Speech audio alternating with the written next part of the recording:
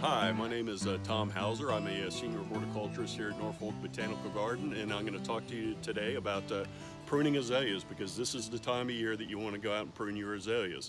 The best time to prune is immediately after they're done blooming, and I know a lot of you have encore azaleas, so you might want to know, or you might have the question, which type of bloom do I prune after? And you're going to prune after the spring bloom, around this time of year.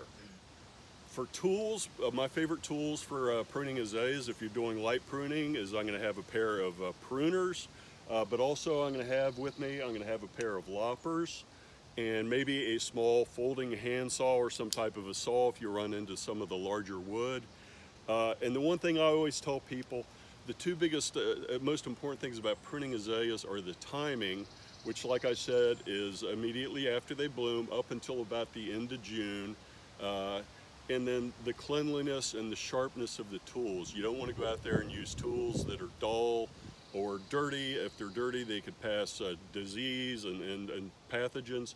And if they're dull, they're going to damage the plant, and they're going to be harder on you as well. So with that, let's go ahead and get into some pruning. So I'm going to go ahead and do a little bit of pruning here on an azalea. This is a typical azalea in this area, a fairly common one. It is a Kieran or Coral Bells azalea. And on any of the azaleas, the evergreen azaleas, when you prune them, what you're looking to do is actually go up and make your cut mark right at the end of the stem where it runs into another stem. With the pruners, like I said, you use these for your smaller cuts. And one of the whole ideas or the goals when you prune an azalea like this, if you're just fine-tuning it, is, as I was taught, is you want the azalea, when you're done, if somebody walks up to it, to not even tell that it's been pruned, to be able to look at the plant and have it look perfectly natural. And of course, if azalea doesn't need to be pruned, don't feel like you have to prune it.